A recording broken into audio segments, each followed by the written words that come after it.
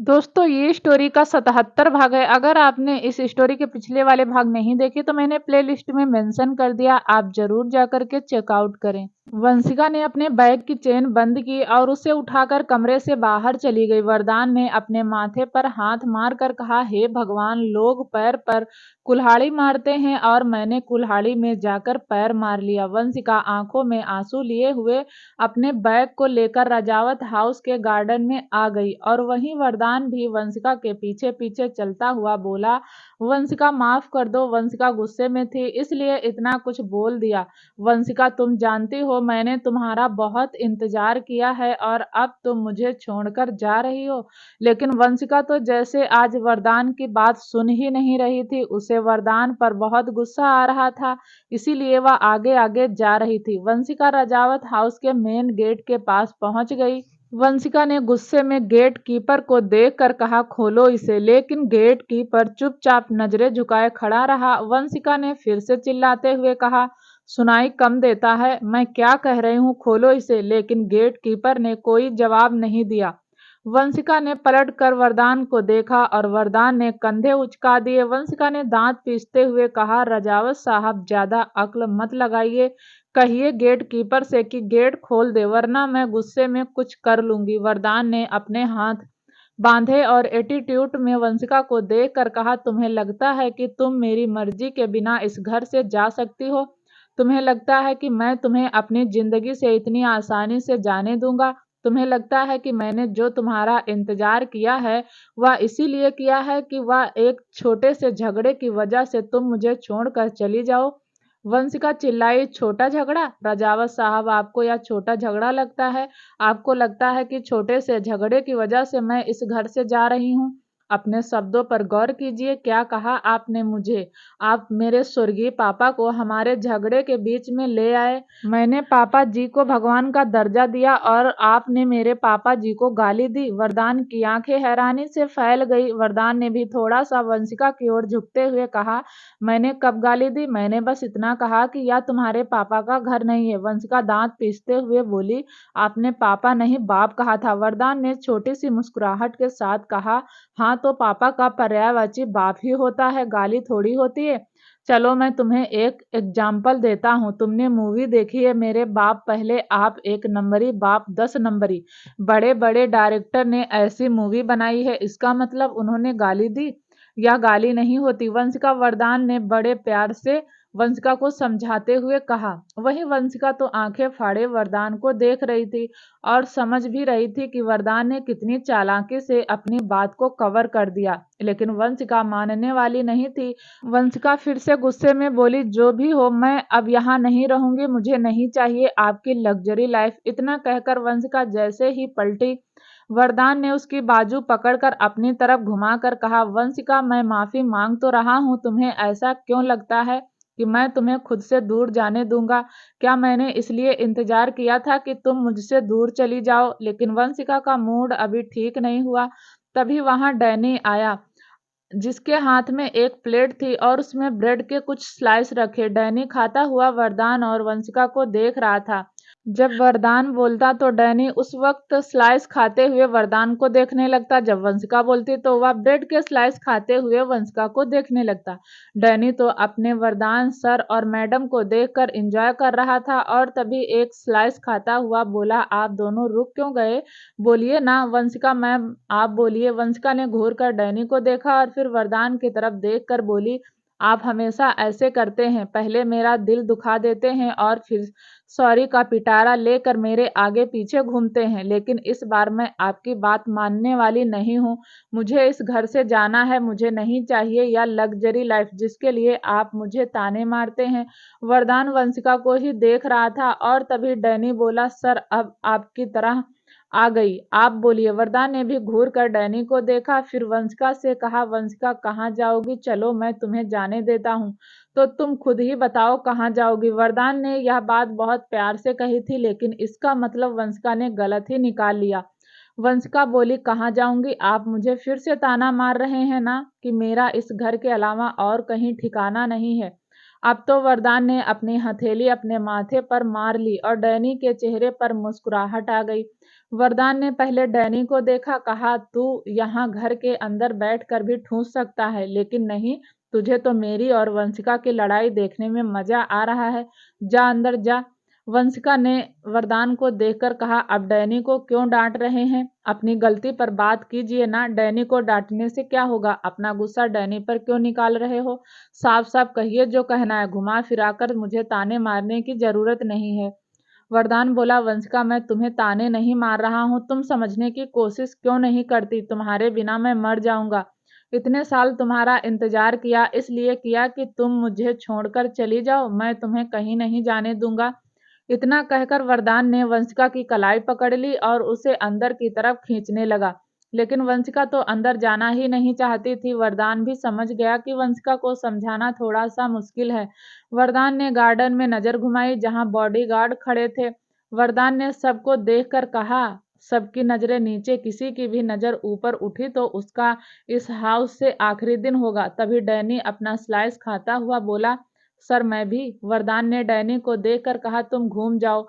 Danny घूम गया और तभी वरदान ने वंशिका की कमर पर हाथ डालकर खुद से सटा लिया और बिना नोटिस दिए उसके होठों को कैप्चर कर लिया। वंशिका वरदान के सीने पर मारे जा रही थी, लेकिन वरदान को फर्क नहीं पड़ रहा था। वह तो वंशिका में खो चुका था। वहीं वंशिका की चूड़ियां आवाज कर रही थी और वरदान को खुद से दूर करने की कोशिश कर रही थी, लेकिन वरदान तो वंशिका से 1 इंच भी नहीं हिल सकता था।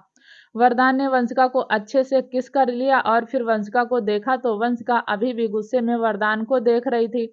उसका चेहरा गुस्से में लाल हो गया, उसकी लिपस्टिक उसके होठों के आसपास लग गई थी। वंशिका ने गुस्से में वरदान की कॉलर पकड़कर उसे हिलाते हुए कहा, वरदान साहब आप हमेशा ऐसे ही करते हैं। अब आपके पास मुझे मनाने का दूसरा तरीका नहीं है, इसीलिए अपनी मनमानी करते हैं। कहते हुए वंशिका की आंखों में हल्का सा पानी छलक गया। वरदान ने वंशिका की कलाई पकड़ी और उसे कंधे पर उठाकर अंदर ले जाने लगा। वंशिका वरदान के कमर पर अपने हाथों से मार रही थी, लेकिन वरदान को फर्क नहीं पड़ रहा था। वरदान अब भी शरीर में मजबूत था। वरदान और वंशिका को देखकर कोई नहीं कह सकता था कि उनकी एक जवान बेटी भी हो सकती है। वहीं वरदान वंशिका को लेकर बेड पर आ गया। उसने वंशिका को बेड पर लेटा दिया और खुद उसके ऊपर आता हुआ बोला, तुम इतने अच्छे से मेरे लिए तैयार हुई थी ना, तो चलो तुम्हारा मेकअप खराब करते हैं। इतना कहकर वरदान ने वंशिका की गर्दन में अपना चेहरा छुपा लिया। वहीं वंशिका अब भी वरदान को खुद से दूर करने की कोशिश कर रही थी, लेकिन वरदान उसका होंठ तो लगातार वंशिका के प्यार को महसूस कर रहे थे। वंशिका को जब लगा कि वह वरदान को रोक नहीं पाएगी तो उसने स्ट्रगल करना बंद कर दिया। उसने वरदान को रोका तो नहीं, लेकिन उसका साथ भी नहीं दिया। वरदान ने वंशिका से थोड़ा सा दूर होकर वंशिका को देखा तो वंशिका के आंखों में पानी था। वरदान ने वंशिका के दोनों आंखों पर एक एक बार किस कर लिया। वरदान ने वंशिका को कसकर गले लगा लिया और वंशिका फूट फूट कर रोने लगी। वरदान वंशिका को संभालने लगा और वंशिका शिकायत करते हुए बोली, वरदान साहब आज के बाद आपने मुझे गलती से भी कड़वे शब्द कहे तो सच कहती हूँ छोड़कर चली जाऊंगी। वरदान कुछ नहीं बोला, बस वंशिका को अपनी बाहों में समाये चुपचाप लेटा रहा। थोड़ी देर बाद वंशिका चुप हो गई और वरदान फिर से वंशिका की ओर झुकने लगा। वरदान जैसे जैसे वंशिका की ओर झुक रहा था, वंशिका की आंखें बंद हो गई और देखते ही देखते वह दोनों एक दूसरे के साथ प्यार की दुनिया में चले गए। कमरे में वरदान वंशिका के कपड़े फैले हुए थे, जो एक दूसरे को देखकर मुस्कुरा रहे थे। रघुवंशी मेंशन सब डाइनिंग टेबल पर नाश्ता कर रहे थे। आर्या का तो मन कर रहा था कि वह सिवाय की गोद में बैठकर नाश्ता कर ले, लेकिन सब वहां थे, इसीलिए उसने खुद को रोक लिया। लेकिन उसका मन अब भी सिवाय को देखने से भर नहीं रहा था। वह एक बाइट खाती और सिवाय की तरफ देखती, जबकि सिवाय बिल्कुल उसके सामने बैठा था। पूरी रघुवंशी फैमिली आज सिवाय और आर्या को ही देख रही थी। सिवाय का ध्यान आर्या में नहीं था, वह अपने फोन की स्क्रीन को स्क्रॉल कर रहा था। वहीं आर्या का पूरा ध्यान तो सिर्फ सिवाय पर था। तभी सौरी नाश्ता करके उठ गया और हर्षवर्धन की तरफ देखकर बोला, अच्छा चाचू अब चलता हूँ। हर्षवर्धन ने हाँ में गर्दन हिला दी। सौरी ने आर्या की तरफ देखकर कहा, चलो तुम्हें घर नहीं चलना। आर्या के माथे पर सिलवटें आ गई। आर्या ने ना में गर्दन हिलाते हुए कहा, नहीं मुझे नहीं जाना। कल रात आपने ही तो कहा था कि मैं इस घर की बहू हूँ, तो अब मैं अपने घर में रहूंगी ना। यह सुनकर पूरी रघुवंशी फैमिली हंसने लगी। वहीं दिव्यांश ने ताली बजाकर दृष्टि से कहा, सीखो अपनी बहन से। एक तुम्हारी बहन है जो यहाँ से जाना नहीं चाहती, और एक तुम हो जिसने मेरे सामने टर्म एंड कंडीशन लगा दी। तुम मुझे लेने आओगे तभी आऊंगी। हमारे फेरे की रस्म नहीं हुई, पता नहीं क्या क्या करवाया मुझसे। क्या बात है साली साहिबा, दाद देता हूँ तुम्हारी। सोच के मजा आ गया। दृष्टि और शौर्य ने मुड़कर आर्या को देखा। शौर्य कुछ बोलता उससे पहले ही दृष्टि बोली, ऐसा नहीं होता आर्या, तुम हार नहीं सकती। तुम रीत रिवाज भी होते हैं। तुम्हारी विदाई नहीं हुई और तुम्हें विदाई के साथ ही आना होगा। मैं भी जब दिव्यांश के साथ यहाँ आई थी तो विदाई की रस्म करके आई थी। तुम यहाँ ऐसे नहीं रह सकती। जाओ, सौर्य भैया के साथ घर चली जाओ। सिवाय भैया तुम्हें लेने आ जाएंगे। आर्या अपनी जगह से उठकर खड़ी हुई और सिवाय के पास जाकर खड़ी हो गई। फिर उसने सिवाय की बाजू पकड़कर कहा, मुझे कोई विदाई नहीं करनी, मुझे यहीं रहना है मिस्टर ऑलराउंडर के पास।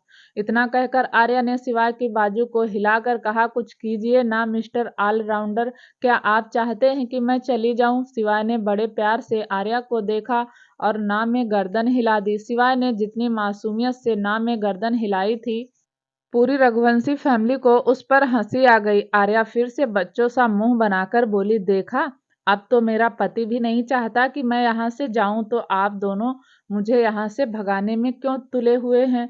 सॉरी भैया, आप चले जाइए, मैं नहीं जाऊंगी। सॉरी ने आर्या को कोई जवाब नहीं दिया था, बल्कि हर्षवर्धन को देखकर बोला, चाचू आप समझाइए ना, मैं इसके बिना घर जाऊंगा तो बुआ जी मेरा मार मार कर बुत बना देंगी। कहेंगी विदाई की रस्म हुई नहीं और बेटी को वहां छोड़कर आ गया।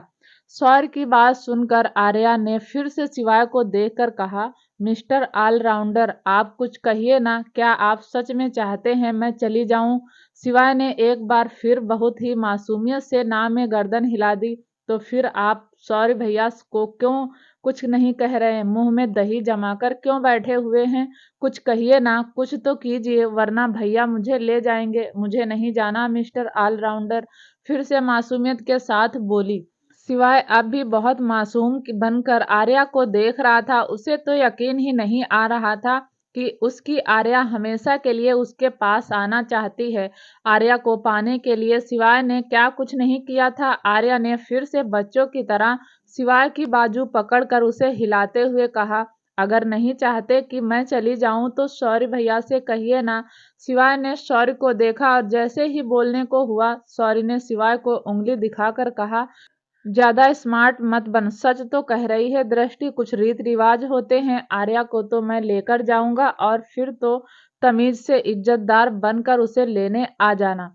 और बुआ कह रही थी कुछ और पूजा भी होती है, वह पूजा करने के बाद इसे ले जा सकता है। सिवाय ने फिर आर्या को देखा तो आर्या मुंह बनाते हुए बोली, मुझे लग ही रहा था आप चाहते ही नहीं मैं आपके साथ रहूं। सिवाय ने शौर्य की तरफ देखा तो शौर्य बोला, सिवाय देख, आर्या किसी से नहीं समझेगी, लेकिन तू समझाएगा तो समझ जाएगी। शिवाय ने एक बार फिर आर्या की तरफ देखा और तभी हर्षवर्धन के साथ साथ पूरी फैमिली जोर जोर से हंसने लगी। दिव्यांश ने हंसते हुए कहा, तू तो सही भाई बहन के बीच में फंस गया। शिवाय ने भी बच्चों सा मुंह बनाकर हर्षवर्धन को देखा और बोला, चाचू आप भी बताओ ना, क्या करना है? हर्षवर्धन ने आर्या को समझाते हुए कहा, देखो बच्चा, तुम्हारा भाई ठीक कह रहा है, तुम्हें चले जाना चाहिए। आज रात को शिवाय तुम्हें लेने आ जाएगा, फिर तुम हमेशा के लिए यहाँ आ जाना, मानोगी ना? अपने चाचू की बात आर्या मुंह बनाकर हर्षवर्धन को देख रही थी और फिर उसने हाँ में गर्दन हिला दी। आर्या ने फिर शिवाय को देखा तो शिवाय ने उसके गालों को सहलाते हुए कहा, चाचू सही कह रहे हैं, हर चीज वक्त पर ही अच्छी लगती है। मैं तुम्हें आज शाम को लेने आ जाऊंगा। ठीक है। आर्या ने हाँ में गर्दन हिला दी और वह सौर्य के साथ वहां से चली गई। शिवाय ने नाश्ता कर लिया था, उसने एक अंगड़ाई तोड़ी और हर्षवर्धन की तरफ देखकर कहा, बस अब सिंड्रेला चाची भी आ जाएं। यह सुनते ही हर्षवर्धन ने मुड़कर शिवाय को देखा और शिवाय नजर चुराता हुआ मेंशन से बाहर चला गया। क्योंकि यह सब किया धरा तो सिवाय का ही था। हर्षवर्धन ने फिर मेंशन के मंदिर की तरफ नजर की जहां हीर के लड्डू गोपाल बैठे हुए थे। हर्षवर्धन ने कहा, लड्डू गोपाल, अब तो आपने सब कुछ ठीक कर दिया। मेरी हीर को भी रघुवंशी मेंशन भेज दीजिए। रघुवंशी इंडस्ट्रीज। आज तो ब्यूटी कंपटीशन का पहला दिन था। सब कुछ अरेंज हो गया था। दुनिया भर के कैंडिडेट उस कंपटीशन में पार्टिसिपेट करने आए थे। टीवी सीरियल में काम करने वाली लड़की से लेकर टॉप हीरोइन उस कंपटीशन को जीतना चाहती थी, क्योंकि उस कंपटीशन की कीमत ही बहुत ज़्यादा थी, जिसे शिवाय ने जानबूझकर रखा था ताकि नैना भी उस कंपटीशन में पार्टिसिपेट कर सके। और शिवाय का प्लान कामयाब हुआ। नैना भी उस कंपटीशन में पार्टिसिपेट करने आई थी। हर्षवर्धन अपने केबिन में बैठे हुए काम कर रहा था और तभी हीर केबिन में आई। हर्षवर्धन ने हीर को देखा तो उसके चेहरे पर मुस्कुराहट आ गई। हीर तो चेहरे पर डर लेकर केबिन में आई और वह हर्षवर्धन के सामने खड़ी हो गई। हर्षवर्धन ने पूछा, क्या हुआ साहिबा, चेहरे पर इतना डर क्यों है? हीर अपने हाथों को रगड़ते हुए बोली, पीहू के डैडी, आप तो जानते ही हैं मैं यह सब नहीं कर पाऊंगी। मुझे अब डर लग रहा है। आपको पता है बाहर कितनी सुंदर सुंदर लड़कियां आई हैं, उन सबके चेहरे पर आत्मविश्वास है जैसे वह जीत जाएंगी, और मुझे देखिए, मुझे तो बिल्कुल नहीं लगता कि मैं जीत पाऊंगी। कुछ कीजिए पीहू के डैडी, मैं सच में बहुत डर रही हूँ। मुझे लग रहा है कि मैं नीट वर्क भी नहीं कर पाऊंगी। हर्षवर्धन अपनी जगह से खड़ा हुआ और हीर के पास आया। उसने हीर के चेहरे पर आए हुए बालों को हटाकर कहा, तुम्हें कुछ नहीं करना। जैसे जैसे शिवाय ने कहा वैसा वैसा करती जाओ। कंपटीशन तो तुम ही जीत के जाओगी, क्योंकि तुम्हारे सिवाय भैया ने ऐसा कंपटीशन ही रखा है, इसीलिए ताकि वह तुम्हें जितवा दे और नैना कमजोर हो जाए। हीर पैनिक होते हुए बोली, वह सब तो ठीक है पीहू के डैडी, लेकिन मुझे फिर भी बहुत डर लग रहा है, कुछ तो कीजिए। हर्षवर्धन ने हीर को थोड़ा सा अपने करीब करके कहा, कुछ करूं? हीर ना समझी में बोली, हाँ कुछ कीजिए, मैं सच में बहुत घबरा रही हूँ। हर्षवर्धन ने अगले ही पल हीर के होठों को कैप्चर कर लिया और हीर की आंखें हैरानी से बड़ी हो गई। लेकिन अगले ही पल हीर हर्षवर्धन के एहसास में खो गई। थोड़ी देर बाद हर्षवर्धन ने हीर को बाहों में समेट कर उसकी कमर को रब करते हुए कहा, तुम्हें डर क्यों लग रहा है? तुम इस कंपनी की मालकिन हो और यह एक छोटा सा कंपटीशन है। इतनी बड़ी कंपनी की मालकिन होने के बाद भी तुम्हें डर लग रहा है? तुम्हें डर नहीं लगना चाहिए। तुम हर्षवर्धन रघुवंशी की बीवी हो। हीर ने अपनी बाहें हर्षवर्धन पर कसते हुए कहा, लेकिन यह सब मेरा तो नहीं है, यह सब तो आपका है। हर्षवर्धन ने भी अपनी पकड़ मजबूत करते हुए कहा, और यह हर्षवर्धन तो तुम्हारा है ना?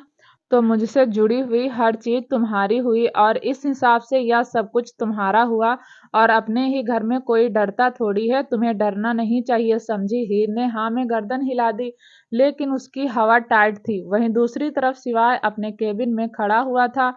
उसके सामने वरदान और वंशिका सोफे पर बैठे हुए थे। शिवाय ने बोला, आप दोनों समझ गए ना? आप दोनों को क्या करना है? वंशिका बोली, शिवाय तुम पागल हो गए हो, मैंने यह सब नहीं किया, मैं यह सब नहीं कर पाऊंगी। कहिए ना रजावत साहब, समझाइए ना शिवाय को, मुझसे नहीं होगा। वरदान ने वंशिका को देखा और फिर शिवाय को देखकर कहा, यह सब तो मुझसे भी नहीं होगा यार, मैं यह सब करने के लिए नहीं बना। मैं एक काम करता हूँ, तुम्हारा काम मैं संभाल लेता हूँ और तुम यह कंपटीशन संभालो। शिवाय ने अपने माथे पर हाथ मारकर कहा, मम्मी पापा समझ क्यों नहीं रहे? हमें ऐसे जज चाहिए जो हमारे हक में फैसला करे। तभी वहां दिव्यांश भी आ गया। दिव्यांश भी एक चेयर पर बैठ गया और उन तीनों की बातें सुनने लगा। शिवाय ने दिव्यांश की तरफ देखकर कहा, दिव्यांश तू ही समझा ना मम्मी पापा को कि वह जज बन जाए। नैना कपूर हार जाएगी तो अपनी हार बर्दाश्त नहीं कर पाएगी, उसे हम काफी हद तक तोड़ सकते हैं। और तुम भी जानते हो सरफराज इस वक्त इंडिया में नहीं है, लेकिन अगर नैना कपूर टूट गई तो वह उससे मिलने जरूर आएगा। दिव्यांश शिवाय को ऐसे देख रहा था जैसे उसकी बात सुन तो रहा है लेकिन समझ नहीं रहा। दिव्यांश ने फिर अपनी मुंडी वरदान की तरफ घुमाते हुए कहा, फूफा जी मुझे कुछ समझ तो नहीं आया, लेकिन यह जो कह रहा है वह कर लो ना। वंशिका अपने हाथ बांधकर बोली, तुम दोनों भाई पागल हो गए हो क्या? मैं क्या किसी को नंबर दूंगी? दिव्यांश ने वंशिका को थोड़ा सा चिढ़ाते हुए कहा, हाँ शिवाय देख ना, बुआ को अब तो कितनी फिट एंड फाइन है। तुमने बुआ को काम ही गलत दिया है। तुम्हें बुआ को मॉडलिंग का काम देना था और तुम बुआ को जज बना रहे हो। इतना कहकर दिव्यांश ने वंशिका की तरफ आंख मार दी और वंशिका ने दिव्यांश को थप्पड़ दिखाते हुए कहा, दिव्यांश मेरे साथ बदतमीजी नहीं, जानते हो ना किसकी बीवी हूँ। वहीं वरदान ने शिवाय को देखकर कहा, शिवाय यह सब छोड़ो, सीधा सीधा नैना को किडनैप करते हैं और सरफराज को इंडिया बुला लेते हैं। मुझे बताओ जब किडनैप करना है, मैं करवा दूंगा। वरदान अपनी ही धुन में बोले जा रहा था। वहीं वंशिका हैरानी से वरदान को देख रही थी और उसने आज कितने दिनों बाद वरदान में पहले वाला वरदान सिंह रजावत देखा था। वह वरदान सिंह रजावत जो अंडरवर्ल्ड माफिया का किंग था। और तभी शिवाय ने वरदान को आंखों से इशारा किया कि वह वंशिका की तरफ देखे। वरदान ने वंशिका की तरफ देखा तो जल्दी से अपनी बातों को संभालते हुए बोला, मैं सुधर गया हूँ, मैं बहुत अच्छा हूँ। जाने मन, मैं तो मजाक कर रहा था। चलो अब तुम्हारे जमाई ने कह ही दिया है कि हम दोनों को जज बनना है तो हम दोनों जज बनेंगे, हॉट हॉट लड़कियों को देखेंगे। वंशिका अब भी वरदान को घूरे जा रही थी। वरदान वंशिका के माथे को चूम कर कहा, अब सोच क्या रही हो, जल्दी से हाँ कर दो। वंशिका फिर शिवाय को देखकर बोली, देखो शिवाय, मुझे यह सब नहीं आता। मुझे बता देना कि किस कैंडिडेट को कितने नंबर देने हैं और मैं नंबर देती जाऊंगी। वरदान ने वंशिका का हाथ पकड़कर कहा, मैं हूं ना, मैं तुम्हें सब कुछ सिखा दूंगा। फाइनली डिसाइड हो गया कि वरदान और वंशिका उस कंपटीशन के जज होंगे। वहीं दूसरी तरफ से सांझ तैयार होकर आज रघुवंशी इंडस्ट्रीज आई थी। उसने सोच लिया था कि वह सब कुछ सौर्य को बता देगी। सांझ को देखकर ही लग रहा था कि वह रोज के दिन से आज डिफरेंट लग रही है। उसका लुक बहुत ज्यादा आकर्षित लग रहा था। उसने एक लेवेंडर कलर का चूड़ीदार सूट पहना हुआ था, कानों में मीडियम साइज के झुमके, बालों को खुला किया हुआ था, हाथों में एक बुके लेकर कॉरिडोर से होती हुई जा रही थी। सांझ के दिल की धड़कनें डबल स्पीड से भाग रही थी। उसके अंदर शौर्य को अपने दिल की बात कहने की हिम्मत नहीं थी, फिर भी वह डिसाइड कर चुकी थी कि वह अपने दिल की बात शौर्य को कह देगी। इसी एक्साइटमेंट में कि शौर्य ऐसे रिएक्ट करेगा। सांझ के चेहरे पर हल्की सी शर्म भी थी, उसके गाल हल्के से लाल हो गए थे। सांझ कॉरिडोर से जल्दी जल्दी जा रही थी और तभी उसकी टक्कर शिवाय से हो गई। शिवाय से टक्कर होने की वजह से उसके फूल जमीन पर बिखर गए। सांझ को शिवाय पर बहुत गुस्सा आया और शिवाय ने मुस्कुराकर कहा, क्या बात है, मेरी भाभी बनने चली हो, शौर्य को प्रपोज करने जा रही हो, उसे बताने जा रही हो कि तुम भी उसकी चाशनी हो। सांझ तो गुस्से में शिवाय को देख रही थी। फिर उसने बिखरे हुए फूलों को उठाया, लेकिन अब वह फूल पूरी तरीके से खराब हो चुके थे। सांझ बोली, शिवाय तुम ना सच में अच्छे नहीं हो, तुमसे अच्छे तो जीजू हैं, मेरे दिल की बात समझते हैं और मुझे सपोर्ट भी करते हैं। और एक तुम हो जो जले पर नमक छिड़क रहे हो, मेरे फूल भी खराब कर दिए। शिवाय ने सांझ के हाथों से बुके लिया और उसे डस्टबिन में फेंक कर बोला, अभी यह प्यार वाला गेम बाद में खेलना, जो कह रहा हूँ वह करो, मुझे एक एंकर चाहिए। शिवाय की बात सुनकर सांझ का गुस्सा 1 मिनट में छूमंतर हो गया और वह बच्चों की तरह होंठ पिचका कर बोली, एंकर? फिर तो शिवाय को देखने लगी जैसे कहना चाहती हो, प्लीज मुझे बख्श दे। लेकिन शिवाय तो अच्छे अच्छे की बैंड बजा देता था, सांझ को कैसे बख्श देता। शिवाय ने सांझ की बाजू पकड़ी और उसे अपने साथ खींचता हुआ बोला, तुम्हारा शौर्य कहीं नहीं जाएगा, मैं वादा करता हूँ, लेकिन यह कंपटीशन चाची को ही जीतना है और इसके लिए मुझे तुम्हारी जरूरत है। अब जाकर चुपचाप एंकर का काम करो। सांझ मुंह बनाकर शिवाय को देख रही थी तो शिवाय बोला, मेरा काम कर दोगी तो तुम्हारी शादी से पहले हनीमून का टिकट करवा देता हूँ। यह सुनकर सांझ के चेहरे पर मुस्कुराहट आ गई और वह बड़ी सी मुस्कान के साथ बोली, सच्ची? यह सुनकर शिवाय ने पलटकर सांझ को देखकर कहा, मुच्ची, मेरी होने वाली भाभी। थोड़ी देर बाद सब एक बड़े से हॉल में मौजूद थे जहां सारे कैंडिडेट कैट वॉक करके अपना इंट्रोडक्शन देने वाले थे। सारी तैयारियां हो गई थी। वरदान और वंशिका जज वाली सीट पर आकर बैठ गए थे। वंशिका को थोड़ी सी घबराहट हो रही थी, वहीं वरदान तो अपने फोन में बिजी था। थोड़ी देर बाद सांझ स्टेज पर आ गई। सांझ एंकर का काम करने वाली थी। वैसे तो सांझ आज शौर्य को अपने दिल की बात बताना चाहती थी, लेकिन शिवाय ने उसे पहले ही उसे एंकर का काम सौंप दिया। एंकर को देखकर वरदान ने वंशिका को देखा और वंशिका ने वरदान को। वहीं वरदान ने शिवाय को भी देखा जो उनसे थोड़ा सा दूर खड़ा था। वरदान ने शिवाय को आवाज लगाकर अपने पास बुला लिया और पूछा, तुमने एंकर के लिए सांझ को क्यों चुना? शिवाय बोला, अरे पापा जी, मेरा बजट बहुत कम है, इसीलिए मैंने सांझ को एंकर बना दिया। अब देखो ना, मैंने तो विनर भी पहले से ही डिसाइड किया हुआ है। इतना कहकर शिवाय हंसने लगा और शिवाय को हंसता हुआ देखकर वरदान और वंशिका भी हंसने लगी। शिवाय ने कहा, बस बस, हंसने की जरूरत नहीं है, मुझे प्लान में सारे घर के लोग चाहिए, बाहर वाले पर मैं यकीन नहीं कर सकता। तभी वंशिका बोली, हाँ, लेकिन तीसरा जज कौन होगा? शिवाय बोला, चाचू। और कौन? वैसे मना तो चाचू भी कर रहे थे, लेकिन आप तो जानती हो अपने जमाई के टैलेंट को। मैंने चाचू को मना लिया। पर्दे के पीछे हीर खड़ी हुई घबरा रही थी। उसे वक्त पर्दे के पीछे कोई नहीं था। हीर को तो स्टेज देख कर ही डर लग रहा था। स्टेज पर सांझ खड़ी थी, जो एंकर का काम करने वाली थी, और वहां बहुत सारे लोग आए हुए थे। उन्हें देखकर हीर को घबराहट हो रही थी और तभी हर्षवर्धन ने उसे पीछे से गले लगा लिया। हर्षवर्धन ने अपनी चिन हीर के कंधे पर रखकर कहा, और पीहू की मम्मी, मैंने कहा ना, तुम इस कंपनी की मालकिन हो और कंपनी की मालकिन को डर नहीं लगता। तुम डरो मत, तुम कर सकती हो, कुछ करना नहीं है, बस इतना कैटवाक ही करना है। हीर ने पलटकर हर्षवर्धन को गले लगा लिया और हर्षवर्धन हीर की कमर को रब करने लगा। हर्षवर्धन ने कहा, हीर, तुम डरोगी तो शिवाय की सारी मेहनत पर पानी फिर जाएगा। डरो मत, यह तो बिल्कुल ही मत सोचो कि तुम यह कंपटीशन हार जाओगी। तुम्हें जीतने के लिए तो शिवाय कुछ भी कर सकता है। हीर ने हर्षवर्धन की तरफ नम आंखों से देखा और बोली, मुझे हारने का डर नहीं। मैं जानती हूँ कि शिवाय भैया ने यह कंपटीशन मुझे जिताने के लिए ही रखा है, पर फिर भी मुझे डर लग रहा है। मैं इतने सारे लोगों के सामने चल नहीं पाऊंगी। हर्षवर्धन ने हीर को अपने से दूर किया, उसके माथे को चूम कर बोला, कुछ नहीं होगा, कुछ भी नहीं, मैं हूं ना, तुम कर लोगी, ठीक है, समझ रही हो ना?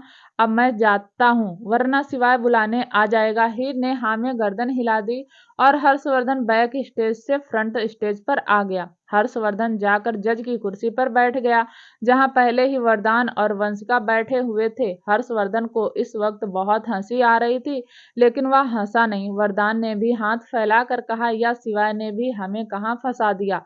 वहीं दूसरी तरफ एक रूम में नैना कपूर बैठी थी। नैना कपूर बहुत सुंदर लग रही थी और उसने कॉफी हॉट ड्रेस पहनी हुई थी।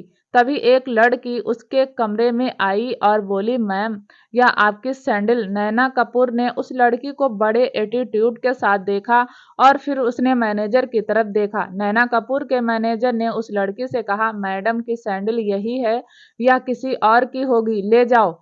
उस लड़की ने अपने हाथ में पकड़े हुए बॉक्स को देखा तो उसमें हिना बाजवा लिखा हुआ था। लड़की बोली, सॉरी सर, मुझसे गलती हो गई। इतना कहकर वह जाने लगी और तभी नैना ने उस लड़की को रोकते हुए कहा, रुको। वह लड़की रुक गई। नैना कपूर ने उस लड़की से कहा, यह सैंडल किसकी है? वह लड़की बोली, गलती हो गई, या तो हिना बाजवा की है। नैना कपूर ने अपने मैनेजर की तरफ देखा और मैनेजर बोला, मैम, हिना बाजवा अभी अभी इंडस्ट्रीज में आई है और सुना है कि जब से मिस्टर हर्षवर्धन की रघुवंशी की वाइफ की डेथ हुई है, उस दिन से वह हिना बाजवा के काफी करीब हैं, क्योंकि हिना बाजवा की शक्ल उनकी बीवी से काफी मिलती जुलती है। हिना बाजवा आपको टक्कर दे सकती है। नैना कपूर ने खुद को मिरर में देखा और इधर आकर बोली, नैना कपूर को कोई टक्कर दिया है? आज तक कोई पैदा नहीं हुआ। नैना कपूर ने उस लड़की को इशारों में अपने पास बुलाया और वह लड़की नैना कपूर के पास आ गई। नैना कपूर ने अपने मैनेजर की तरफ देखकर कहा, इशारा किया और मैनेजर ने अपने बैग में से एक नोटों की गड्डी निकालकर उस लड़की को दे दी। उस लड़की ने इतने सारे नोट देखे तो समझ गई कि नैना कपूर उससे कुछ काम करवाना चाहती है। उस लड़की ने वह पैसे ले लिए। नैना कपूर बोली, तुम्हें समझ आया कि क्या काम करना है? उस लड़की ने ना में गर्दन हिला दी। नैना कपूर अपने पैर पर पैर रखकर बोली, हिना बाजवा की सैंडल तोड़ दो। उस लड़की की आंखें हैरानी से फैल गई। नैना कपूर ने उस लड़की को देखा तो उठते हुए बोली, तुम्हें इतने पैसे अपनी जिंदगी में नहीं मिलेंगे। अगर तुम्हें यह नोटों की गड्डी चाहिए तो मेरा काम तो करना पड़ेगा। इस सैंडल को ऐसे तोड़ना था कि जब वह सैंडल को पहनकर रैंप वॉक करे तब तक वह स्टेज पर गिर जाए, समझी? उस लड़की ने हाँ में गर्दन हिला दी और जाने लगी। तभी नैना कपूर ने कहा, रुको, मेरे सामने तोड़ो। वह क्या है ना, मुझे किसी पर यकीन नहीं। इतना कहकर नैना ने एक शैतानी मुस्कुराहट उस लड़की को पास की और उस लड़की ने भी बॉक्स खोलकर हिना बाजवा की सैंडल में कट लगा दिया। वह कट ऐसा था जिसे पहनकर अगर कोई चलता तो गिर जाता। वह लड़की सैंडल लेकर उस कमरे से बाहर आ गई और कॉरिडोर में जाने लगी और तभी उसकी टक्कर शिवा से हो गई। थोड़ी देर बाद कंपटीशन का पहला राउंड शुरू हो गया। कंपटीशन में पार्टिसिपेट लेने वाली सारी कैंडिडेट एक एक करके कैटवॉक करती हुई सबके सामने आकर अपना इंट्रोडक्शन देने लगी। आज कंपटीशन का पहला राउंड था, इसीलिए शिवाय ने रूही, वीरा, आर्या और दृष्टि को भी इनवाइट किया था। वह सब भी ऑडियंस में बैठी हुई कैटवॉक देख रही थी। उन चारों को किसी से कोई मतलब नहीं था। वह तो बस वहां अपनी चाची के लिए बैठी हुई थी। वह अपनी चाची का इंतजार कर रही थी, लेकिन अभी तक स्टेज पर नहीं आई। ऑलमोस्ट सारी कैंडिडेट जाकर अपना इंट्रोडक्शन दे चुकी थी, लेकिन हीर अभी तक नहीं आई। आखिर नैना कपूर भी स्टेज पर आ गई। नैना कपूर ने एक ब्लैक कलर का गाउन पहना हुआ था, बहुत अच्छे से मेकअप किया हुआ था। नैना कपूर सच में बहुत खूबसूरत लग रही थी, लेकिन वहां बैठे रघुवंशी फैमिली अच्छे से जानती थी कि नैना कपूर बाहर से तो बहुत खूबसूरत है और अंदर से उतनी ही काली। नैना कपूर बहुत अमीर थी, उसके बावजूद उसने अपने स्टैंडर्ड से नीचे वाले कंपटीशन को चुना, क्योंकि उस कंपटीशन की प्राइस मनी बहुत ज़्यादा थी। नैना कपूर ने इस कंपटीशन में पार्टिसिपेट एक दूसरे रीजन से किसी और वजह से भाग लिया था। नैना कपूर का मॉडलिंग में फिलहाल सिक्का जम नहीं रहा था और इसीलिए उसे एक बड़ा कंपटीशन जीतने की जरूरत थी, ताकि वह फिर से मॉडलिंग की दुनिया में अपना सिक्का जमा सके। नैना कपूर को लग रहा था कि वह यह कंपटीशन आराम से जीत जाएगी, क्योंकि नैना कपूर सच में उन सारे कैंडिडेट में सबसे ज्यादा खूबसूरत थी। लेकिन नैना कपूर के दिमाग से यह बात निकल गई कि उसकी सीधी टक्कर इस बार शिवाय रघुवंशी से हुई है, जो उसे एक कदम भी आगे नहीं आने देगा। कंपटीशन जीतना तो दूर की बात, नैना कपूर को देखकर ऑडियंस ने ताली बजाई। सब नैना कपूर को चीयर कर रहे थे और नैना कपूर के चेहरे पर घमंड की मुस्कुराहट आ गई। नैना कपूर ने अपना इंट्रोडक्शन नहीं दिया, लेकिन फिर भी सांझ ने उसे माइक देते हुए कहा, मैम अपना इंट्रोडक्शन दीजिए। नैना कपूर ने माइक लेकर कहा, नैना कपूर को इंट्रोडक्शन की जरूरत नहीं है। और नैना कपूर के इसी एटीट्यूड पर फिर से तालियां बजने लगी। सांझ ने मन ही मन नैना को गाली देते हुए कहा, या खुद को समझती क्या है, खैर छोड़ो, मुझे क्या, सिवाय अपने आप देख लेगा। नैना कपूर कैटवॉक करती हुई वापस चली गई और अब एंट्री हुई हीर की। हीर ने एक पीच कलर का गाउन पहना हुआ था, जिसमें उसकी खूबसूरती निखर कर आ रही थी। हीर इस वक्त बहुत सुंदर लग रही थी, लेकिन उसके चेहरे पर कॉन्फिडेंस नहीं था, बल्कि वह तो हर्षवर्धन को देखकर और ज्यादा अनकंफर्टेबल फील करने लगी। उसके चेहरे की मासूमियत देखकर हर्षवर्धन के चेहरे पर मुस्कुराहट आ गई। हर्षवर्धन ने मन ही मन हीर को देखकर बोला, साहिबा डरो मत, मैं तुम्हें खा नहीं जाऊंगा, कैटवॉक करती रहो, तुम कर सकती हो। हीर तो शर्म के मारे हर्षवर्धन को देख नहीं रही थी, लेकिन वह मन ही मन बोल रही थी, पीहू के डैडी आपने मुझे कहाँ फंसा दिया, मैं यह सब नहीं कर पाऊंगी और आपके सामने तो बिल्कुल नहीं कर पाऊंगी। वहीं हर्षवर्धन की नजर हीर पर ही टिकी हुई थी। हर्षवर्धन ने हीर को ऊपर से नीचे तक देखा तो हीर सच में नैना कपूर को बीट करने की हिम्मत रखती थी। हीर ने जो गाउन पहना था वह एक साइड से कटा हुआ था, जिसमें हीर की थाई नजर आ रही थी। हीर उस ड्रेस में बहुत ज्यादा अनकंफर्टेबल फील कर रही थी। हीर भी वह कैटवॉक करती हुई आगे आ गई। सांझ ने हीर को माइक देते हुए कहा, आप भी अपना इंट्रोडक्शन दीजिए। हीर ने माइक तो ले लिया, लेकिन हर्षवर्धन को सामने देखकर हवा टाइट हो गई। हर्षवर्धन ही था जो उसे सपोर्ट करता था और हर्षवर्धन के सामने ही हीर सबसे ज्यादा अनकंफर्टेबल फील करती थी। हीर कभी भी हर्षवर्धन के सामने ऐसी ड्रेस में नहीं आई थी, लेकिन आज हीर की ड्रेस थोड़ी सी बोल्ड थी। उसमें उसकी थाई और नेक बैक दोनों दिखाई दे रहे थे। ऊपर से हीर आंख उठाकर हर्षवर्धन को देख भी नहीं रही थी। हर्षवर्धन ने हीर को ऐसे देखा तो अपनी हथेली अपने माथे पर मार ली। हर्षवर्धन ने मन ही मन कहा, इससे नहीं होगा, सिवाय को कितनी बार मना किया लेकिन माना नहीं। यह सब कुछ कर सकती है लेकिन अपने संस्कार और शर्म नहीं छोड़ सकती। वहीं सांझ ने हल्का सा हीर को हिलाकर धीरे से कहा, चाची इंट्रोडक्शन दीजिए। हीर की आंखों में हल्का सा पानी आ गया, लेकिन हीर ने अपनी आंखें बंद की। उसे वह पल याद आ गया जब नैना और सरफराज ने उसे जहर खाने के लिए मजबूर किया था।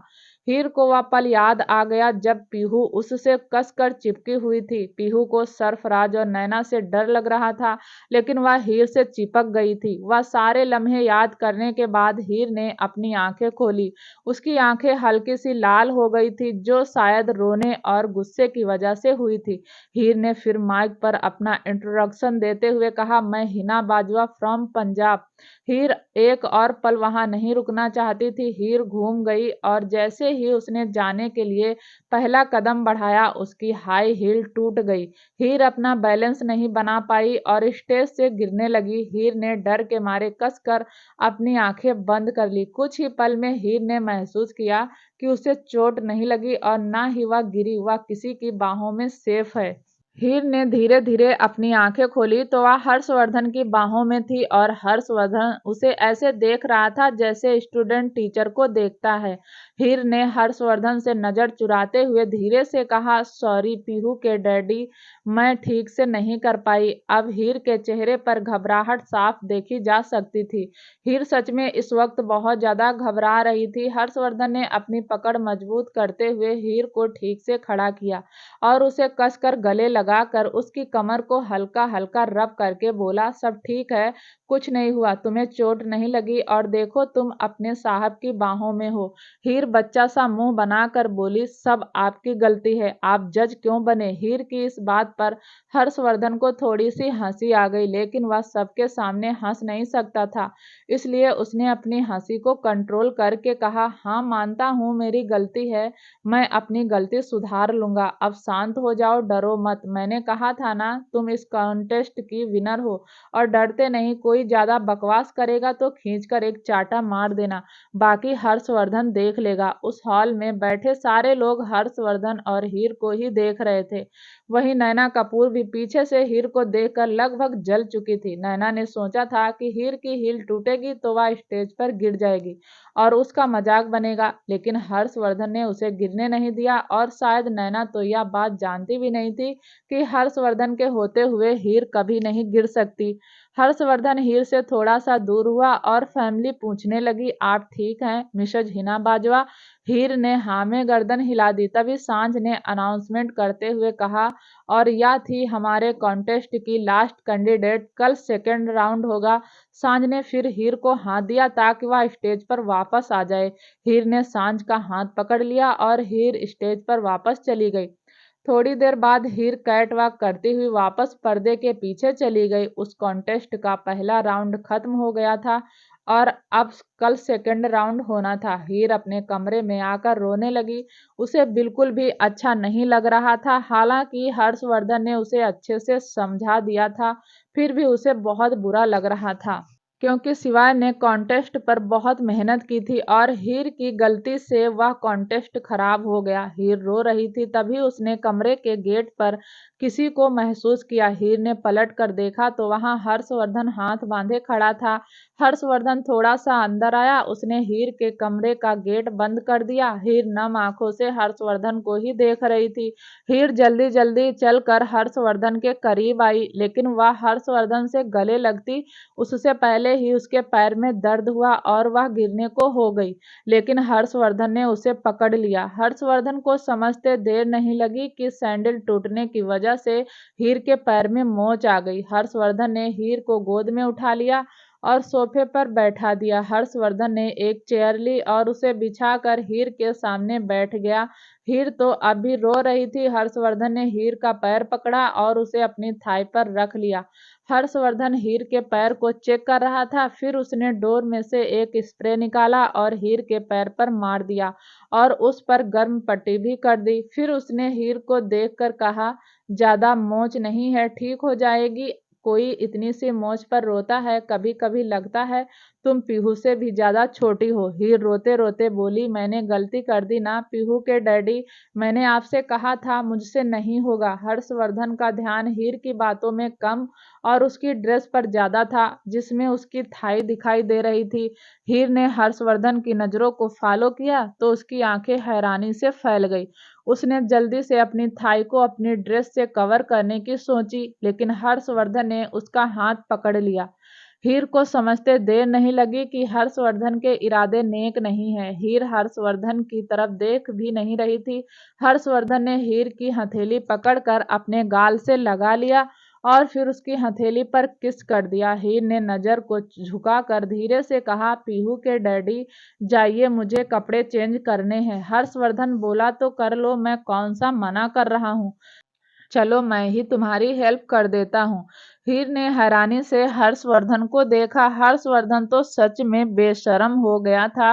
वैसे तो हर्षवर्धन ने कभी भी हीर को रघुवंशी मेंशन में अनकंफर्टेबल फील नहीं कराया।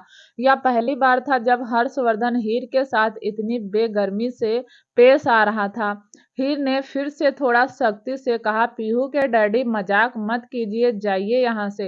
हर्षवर्धन हाथ बांधकर चेयर पर ही बैठा रहा। इनफैक्ट उसने चेयर पर अपनी कमर लगाते हुए कहा, मैं तो कहीं नहीं जाने वाला। तुम्हें चेंज करना है तो करो, नहीं वरना तो मत करो। मैं तो अपनी बीवी को आज अच्छे से देख लूंगा। वैसे भी जब तुम रैंप वॉक कर रही थी तो मैंने तुम्हें ठीक से देखा नहीं। हीर थोड़ी देर तक तो हर्षवर्धन के सामने नजर झुकाए बैठी रही। हर्षवर्धन को तो हीर की हालत पर हंसी आ रही थी। हीर ने हर्षवर्धन को देखा और मुंह बनाते हुए अपनी जगह से उठकर हर्षवर्धन की गोद में आकर बैठ गई। फिर उसने हर्षवर्धन के सीने पर अपना सिर छुपाते हुए कहा, मत करो ना पीहू के डैडी, बहुत अजीब लग रहा है। हर्षवर्धन के चेहरे पर मुस्कुराहट आ गई। उसने हीर को अपनी बाहों में समेटते हुए कहा, साहिबा तुम मेरे पास आकर गलती कर दी। हीर तो हैरानी से हर्षवर्धन को देखने लगी और उसकी बातों का मतलब समझने लगी। हर्षवर्धन ने हीर के होठों को अपने अंगूठे से रब करके कहा, तुम्हें पता है हीर, तुम आज बहुत खूबसूरत लग रही हो। मुझे पता नहीं था कि मेरी बीबी वेस्टर्न ड्रेस में भी इतनी खूबसूरत लगती है जितनी इंडियन आउटफिट में। इतना कहकर हर्षवर्धन हीर के होठों की तरफ झुकने लगा और थोड़ी देर बाद उसने अपने और हीर के बीच की दूरियां मिटा दी। हर्षवर्धन के हाथ हीर के बदन पर चल रहे थे और हीर भी हर्षवर्धन के प्यार को महसूस कर रही थी। हीर की आंखों से खुशी का एक आंसू गिर गया। हीर ने तो कभी भी अपनी जिंदगी में यह नहीं सोचा था कि उसके गोपाल उसकी जिंदगी इतनी खुशियों से भर देंगे। इतनी खुशियां थी कि हीर के संभाले नहीं संभल रही थी, और जब हीर की खुशियां उससे संभलती नहीं थी तो वह आंखों के द्वारा बाहर आ जाती थी। करीब आधे घंटे बाद हर्षवर्धन और हीर दोनों ही बाथरोब पहने बाथरूम से बाहर आ रहे थे। तभी हीर के कमरे की बेल बजी। हर्षवर्धन ने गेट खोल कर देखा तो सामने एक वेटर खड़ा था जिसके हाथ में 2 पैकेट थे। हर्षवर्धन ने अपने और हीर के लिए कपड़े मंगवाए थे। हर्षवर्धन ने हीर को पैकेट पकड़ाया और हीर पैकेट पकड़कर वॉशरूम की तरफ जाने लगी, लेकिन हर्षवर्धन ने हीर की कमर को पकड़कर खुद से सटा लिया और अपना चेहरा उसकी गर्दन में छुपाते हुए कहा, हीर चलो ना, थोड़ा सा और प्यार करते हैं, मेरा तो मन ही नहीं भरता। हीर ने हर्षवर्धन को थोड़ा सा डांटते हुए कहा, पीहू के डैडी बस करो, या कोई जगह है या सब करने की, फिर भी आपने मुझे इतना परेशान किया, अब हटो। हर्षवर्धन और हीर एक दूसरे की बात ही कर रहे थे, तभी उन्हें जोर जोर से गाने की आवाज आने लगी। जलवा फैशन का या जलवा। हर्षवर्धन और हीर एक दूसरे को हैरानी से देखने लगे। हर्षवर्धन ने कहा, तुम चेंज कर लो, चलकर देखते हैं कि सिवाय के दिमाग में अब क्या खुराफात चल रही है। करीब 20 मिनट बाद हर्षवर्धन और हीर दोनों ही उस कमरे से निकलकर बाहर कॉरिडोर से होते हुए उस हॉल की तरफ जा रहे थे जहां थोड़ी देर पहले कॉन्टेस्ट हो रहा था, क्योंकि आवाज वहीं से आ रही थी। इस वक्त हर्षवर्धन ने एक सिंपल सा लोअर टी शर्ट और हीर ने एक लॉन्ग कुर्ती और जीन्स पहनी हुई थी। हीर सच में वेस्टर्न ड्रेस में बहुत खूबसूरत लग रही थी और हर्षवर्धन यह बात रियलाइज कर चुका था। इसीलिए हर्षवर्धन को भी लगता था कि नैना कपूर को कोई टक्कर दे सकता है तो वह बस हीर है। हीर हर्षवर्धन दोनों ही उस हॉल में आए तो उन दोनों की आंखें हैरानी से फैल गई। फुल वॉल्यूम में गाना चल रहा था और सामने सिवाय कैटवॉक कर रहा था। हीर ने यह सब देखा तो उसकी हंसी छूट गई। हर्षवर्धन भी हैरानी से सिवाय को देख रहा था। सिवाय पर यह सब सूट नहीं करता था, लेकिन फिर भी वह कैट वॉक कर रहा था। पूरी रघुवंशी फैमिली सिवाय को देखकर हंस हंस कर पागल हो गई थी। थोड़ी देर बाद सिवाय ने अपनी कमर पर हाथ रखकर शौर्य की तरफ हाथ बढ़ाया और बोला, अबे साले, मैं अकेला करूंगा क्या, तू भी आजा। शौर्य ने भी सिवाय का हाथ थाम लिया और वह भी सिवाय के जैसे ही कैट वॉक करने लगा। पूरी रघुवंशी फैमिली उन दोनों की नौटंकी देख देख कर हंस कर पागल हो गई थी। यही हालत हर्षवर्धन और हीर का भी था।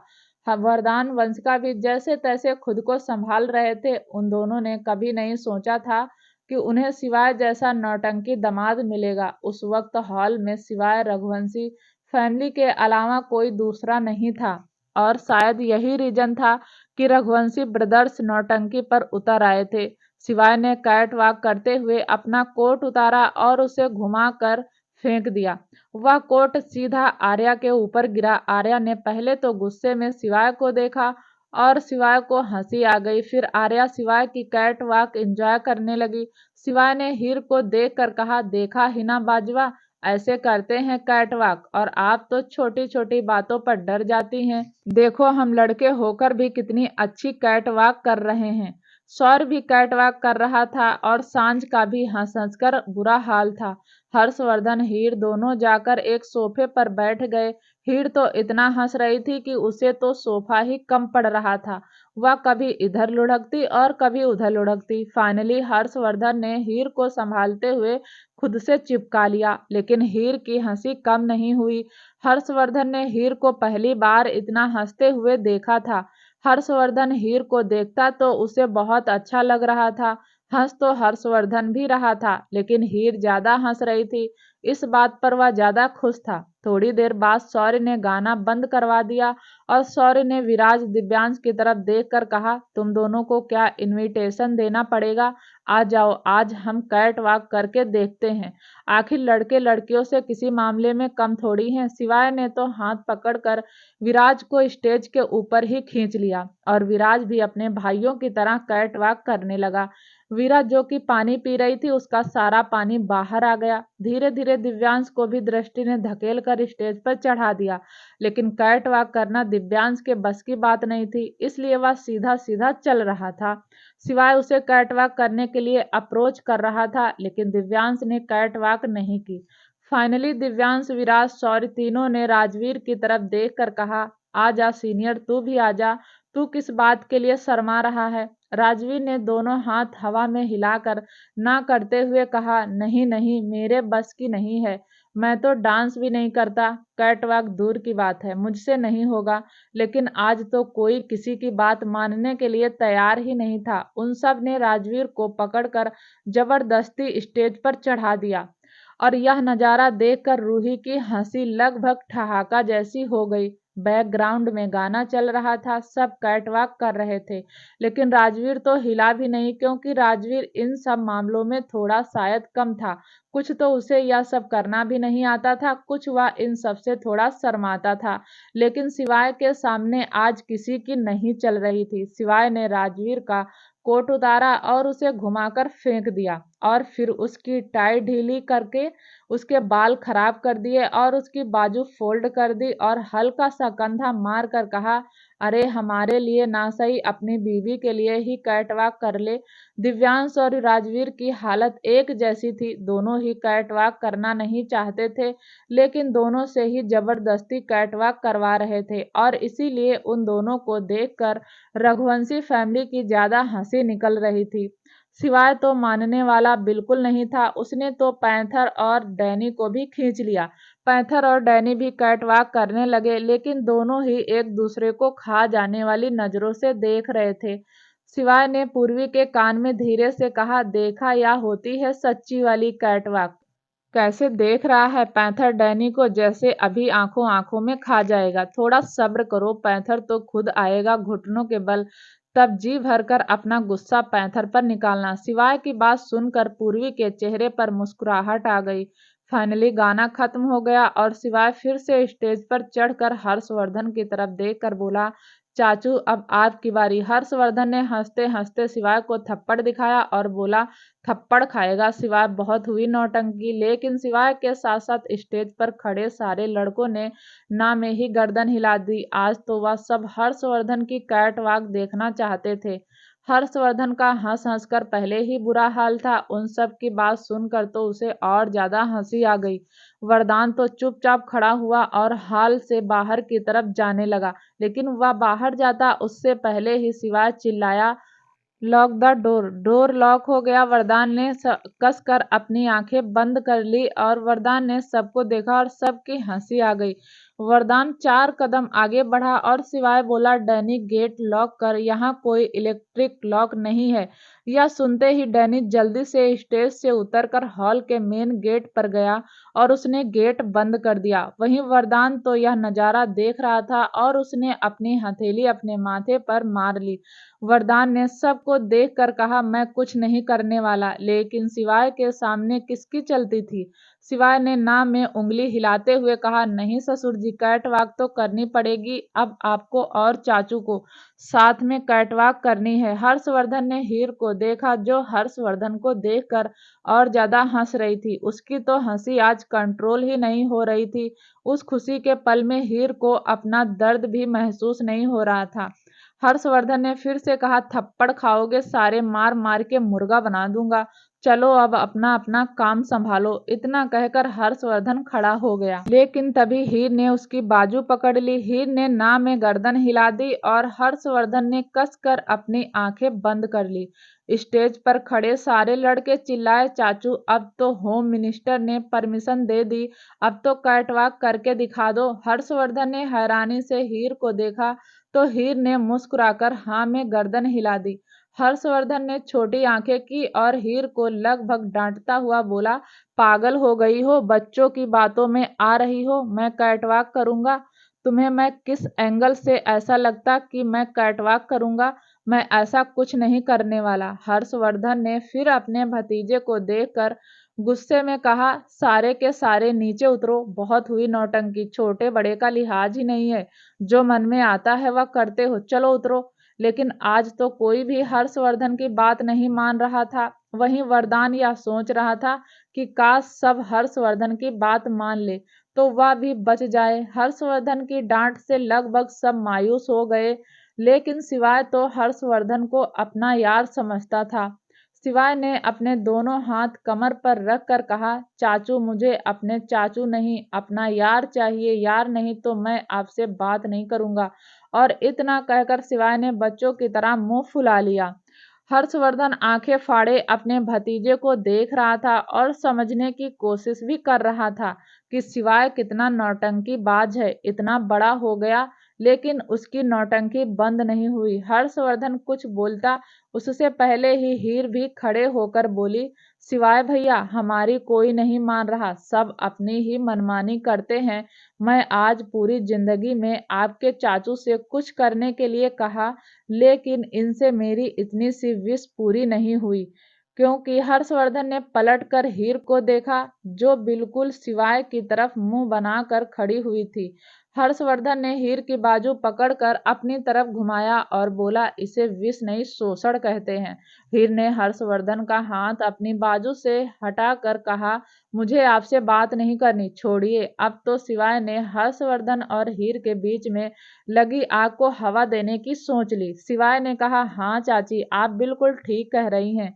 मैंने भी देखा है आपने आज तक चाचू से कभी कोई विश नहीं मांगी और आज पहली बार आपने चाचू से कुछ कहा और चाचू ने मना कर दिया, नहीं किया। मैं भी जानता हूँ वह आपको ज्यादा प्यार नहीं करते। हीर मुंह बनाते हुए बोली, है ना शिवाय भैया, मैं सच कह रही हूँ ना? शिवाय ने भी हाँ में गर्दन हिला दी। शिवाय ने फिर दिव्यांश को कोहनी मारी और दिव्यांश भी बोला, हाँ हाँ चाची बिल्कुल ठीक कह रही हैं। चाचू चाची से प्यार नहीं करते, कितनी गलत बात है। हर्षवर्धन ने सबको देखकर कहा, बस बहुत हुआ। सब मान चुके थे कि अब हर्षवर्धन कुछ नहीं करेगा। वहीं वरदान तो मन ही मन खुश हो रहा था कि अब उसे भी कुछ नहीं करना पड़ेगा। सारे लड़के स्टेज से धीरे धीरे उतरकर एग्जिट की ओर जाने लगे। हीर भी चुपचाप उदास होकर बाहर की तरफ जाने लगी।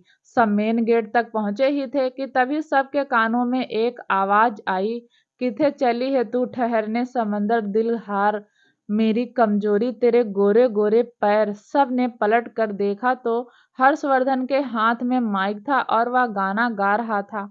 हर्षवर्धन की आवाज मोहम्मद रफी जैसी तो नहीं थी, लेकिन इतनी बुरी भी नहीं थी कि उसे कोई सुन ना पाए। सब हर्षवर्धन के गाने पर एंजॉय करने लगे। हर्षवर्धन ने वह गाना हीर के लिए ही तो गाया था और हीर सबसे ज्यादा खुश थी। गाना गाने के बाद सब ने एक साथ ताली बजाई और सब हर्षवर्धन को देखकर चिल्लाने लगे। हर्षवर्धन के चेहरे पर मुस्कुराहट आ गई। हर्षवर्धन ने कहा, अब बस हो गया, लेकिन शिवाय ने ना में गर्दन हिला दी और कहा, कैटवॉक तो आज करना ही है, गाने से काम नहीं चलेगा। हर्षवर्धन ने हंसकर कहा, देखो यार, डांस कर दूंगा, लेकिन कैटवॉक मेरे बस की नहीं। सिवाय कुछ बोलता उससे पहले ही दिव्यांश ने कहा, चलो चाचू डांस ही कर दीजिए। हर्षवर्धन ने वरदान की तरफ देखकर कहा, आ जाइए रजावत साहब, मेरे साथ डांस कर लीजिए। वरदान बोला, नहीं नहीं, मुझे डांस नहीं आता, उम्र हो गई है मेरी। वंशिका ने भी वरदान की बाजू पकड़कर शिकायत करते हुए कहा, देखो ना हर्षवर्धन, हीर के लिए कितना अच्छा गाना गाया, आप मेरे लिए डांस तो कर ही सकते हैं। वरदान ने कहा, मेरी कमर में दर्द है, उम्र हो गई है, हर्षवर्धन तो अभी जवान है। वंशिका बोली, मतलब मैं मान लूं आप बूढ़े हो गए। वरदान को यह बात बिल्कुल अच्छी नहीं लगती थी। वरदान को कोई बूढ़ा कहे, वरदान को पसंद नहीं था। खासकर वंशिका जब उसे बूढ़ा बोलती थी तब तो वरदान की भौं तन जाती थी। वरदान ने वंशिका को सख्ती से कहा, तुम जरा आंख खोलकर देखो मेरी पर्सनालिटी, तुम्हें मैं कहाँ से बूढ़ा नजर आता हूँ। देख रही थी जितनी भी मॉडल आई थी वह सारी बस मुझे ही देख रही थी। सही कहा किसी ने, घर की मुर्गी दाल बराबर। वंशिका भी वरदान को ताना मारते हुए बोली, तो फिर खड़े क्यों हैं, जाइए जाकर डांस कीजिए, मैं भी तो देखूं, मैंने तो आज तक आपका डांस नहीं देखा। वरदान स्टेज पर चढ़ता हुआ बड़बड़ाया, तुम मेरी पसलियां तोड़वाओगी। वरदान ने भी अपनी टाई ढीली की, अपना कोट उतारा और स्लीव को फोल्ड किया। बैकग्राउंड में गाना चल रहा था। पहले हर्षवर्धन ने अपनी डांस स्किल दिखाते हुए डांस किया। हर्षवर्धन जैसे डांस कर रहा था सबकी आंखें हैरानी से फैल रही थी। सबको यही पता था कि हर्षवर्धन ज्यादातर नॉर्मल डांस करता है, लेकिन वह इतना अच्छा डांसर है यह बात तो किसी को नहीं पता थी। अब तो वरदान भी हर्षवर्धन के साथ स्टेप से स्टेप मिलाकर डांस करने लगा। वरदान को भी देखकर सब एक साथ चिल्लाए, क्योंकि सच में वरदान की फिटनेस लड़कों को भी मात दे रही थी। यह सब देखकर तो वंशिका की आंखें हैरानी से फैल गई। सच तो कहता था वरदान, वह अभी बूढ़ा नहीं हुआ। और वंशिका ऐसी बातें बोलकर वरदान से अपना हर काम निकलवा लेती थी। फाइनली दोनों ने एक साथ गुनगुनाते हुए डांस किया और स्टेज पर आग लगा दी। सच में कोई भी उन्हें देखता तो कोई नहीं कहता कि इन्हें डांस भी आता होगा।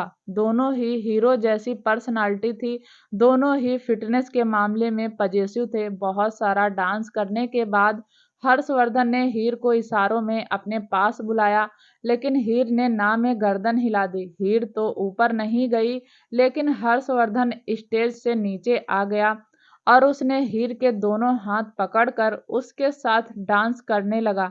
और देखते ही देखते पूरा माहौल पब में बदल गया और सब अपने अपने पार्टनर के साथ डांस कर रहे थे। वंशिका और वरदान दोनों ही स्टेज पर डांस कर रहे थे। वरदान और वंशिका दोनों ही खुश थे। वंशिका का तो हंस हंस कर बुरा हाल था। फाइनली बहुत सारा एंजॉय करने के बाद सब अपने घर चले गए। लेकिन आज इन सारे एंजॉय के बीच में सांझ और शौर्य की मुलाकात अधूरी रह गई। दोनों एक दूसरे के साथ तो थे, लेकिन सांझ शौर्य को अपने दिल की बात नहीं बता पाई। फिर उसे शिवा की बात याद आई और उसने डिसाइड किया वह किसी दूसरे मौके पर शौर्य को अपने दिल की बात बता देगी। हर्षवर्धन ने हीर को उसके फ्लैट में छोड़ दिया। फिर हर्षवर्धन अपने भतीजे के साथ रघुवंशी मेंशन आ गया। सब लिविंग एरिया में बैठे हुए थे। हर्षवर्धन के हाथ में लैपटॉप चल रहा था। बाकी सब सोफे पर इधर उधर लुढ़क कर बैठे थे। क्योंकि सब ने बहुत सारा डांस किया था, तभी देव अपने छोटे छोटे पैरों से सोफे को पकड़ता हुआ हर्षवर्धन के पास आया। हर्षवर्धन ने देव को देखा तो उसके चेहरे पर मीठी सी मुस्कुराहट आ गई। हर्षवर्धन ने लैपटॉप साइड में रखा और देव को गोद में उठा लिया। देव और हर्षवर्धन दोनों ही बातें करने लगे। हर्षवर्धन जो देव से पूछता, देव अपनी ही भाषा में उसे जवाब देता। देव की भाषा कमाल की थी, जिसे कोई नहीं समझ पाता। देव छोटा ही तो था, अभी देव 1 साल का ही हुआ था। हालांकि हर्षवर्धन को देव की बात समझ नहीं आ रही थी, फिर भी वह बार बार उससे क्वेश्चन कर रहा था, मेरा बेटा कैसा है। क्या होगा आगे दोस्तों, प्लीज जानने के लिए चैनल को लाइक शेयर सब्सक्राइब जरूर करें, ताकि जब भी वीडियो डालें आपको नोटिफिकेशन तुरंत मिले। तब तक के लिए नमस्कार और धन्यवाद।